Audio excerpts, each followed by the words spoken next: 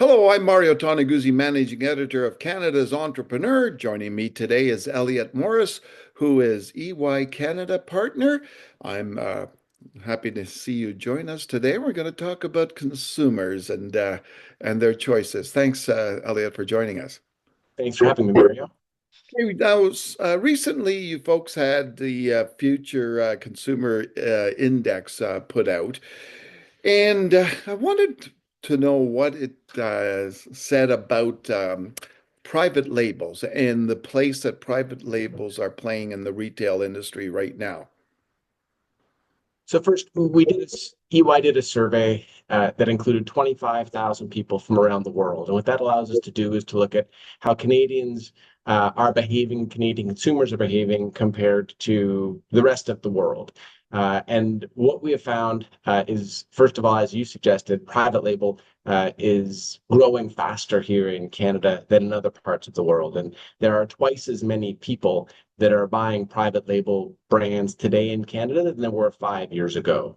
And about 40% of those who try private label don't intend to return to brands. And so that just shows that there's more willingness to try and then more willingness to stay with private label brands. So tell me, what are your thoughts about the whys behind this? Well, I think a couple of things have been going on. One, there's been persistent price pressure, both through the inflationary period of the last 3 or 4 years. There's also obviously been, back in the COVID period, there was also breaks in the supply chain, which made it difficult for people to have availability and access products. And so as we move into an era now in this calendar year where there's US tariffs, or at least the threat of US tariffs on products, it just accentuates people's willingness, desire, and perceived need to look for items that are, or look for dimensions which are beyond just price. And so if brand has become relatively less important to people, and other dimensions have become more important. And so price first amongst them. But it's also easy to find private label that has lots of other types of value and benefit beyond brand. And so I think all of those features have led to people being willing to try private label more often, and then staying with private label once they have tried. Now, when we're talking about private labels, what's the range of kind of product that we're seeing for this? Well, it's a great question because obviously private label plays very differently in different subsectors. And so if we think about where private label plays in places like tobacco or alcohol versus fresh food, those are places where you would expect private label to maybe be not as prevalent. But what we see when you think about beauty and cosmetics and personal care, and in some cases snacks and confectionery in particular, those are all places where private label are making big inroads. And so in those places, brands have become relatively less important compared to price and compared to quality. And how is this going to shape I guess, the grocery aisle of the future? Well, I think the aisle is fundamentally changed, and not just by a distinction between private label and sort of the more traditional brands that you're used to. But the reality is that the shelf isn't just the shelf anymore. And so when you think about being able to move through a grocery store, of course, that's important. But even within the grocery store, private label is becoming more front and center, playing a more prominent role, especially in specific categories, and putting a bunch of pressure onto the more traditional brands. Online through e-commerce, obviously, that is a space where private label continues to play more and more. And if you think about challenger brands beyond private label, the consumer today is far more empowered to be able to search for the value that they want. And so it isn't a matter of whether it's just on a shelf. There's an endless shelf, and one which consumers now feel more and more empowered to be able to search for themselves to find what they want.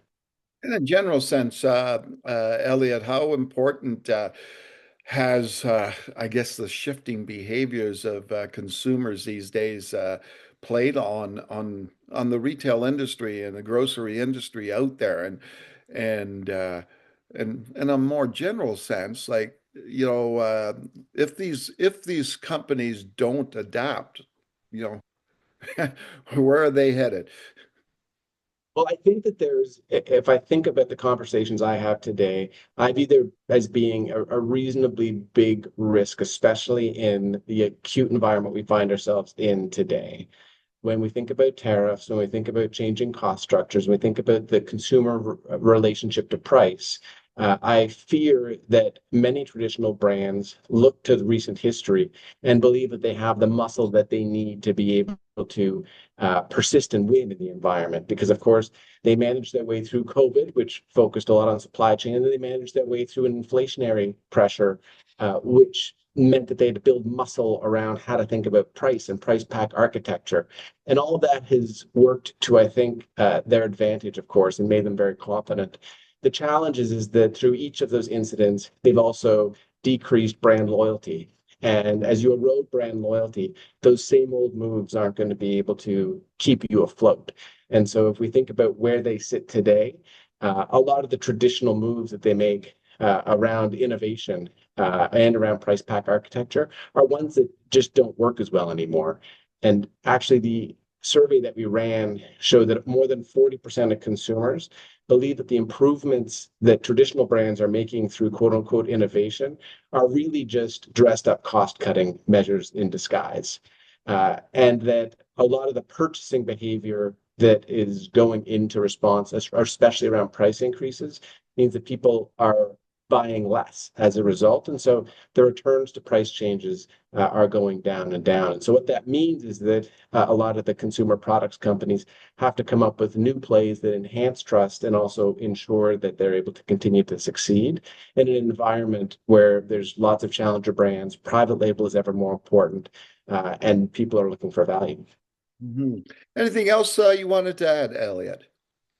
Well, I think I think that this is a great opportunity for consumer brands. I think that if we look at a bunch of the survey data, it shows that Canadians more than most are willing to switch brands, and of course that's a problem for incumbents, but it's also a big opportunity to be able to pick up share. And so, if consumer products companies can find ways to be able to not only improve loyalty amongst their existing customers, but go after new customers, I think that this is a big opportunity for them to be able to both grow share and continue to grow. All right, wonderful. Thanks so much, Elliot, for joining us today. Terrific. Thanks, Mario. Right, that was Elliot Morris, who is a partner with EY Canada. I'm Mario Toneguzzi, managing editor of Canada's Entrepreneur. Thanks for joining us today.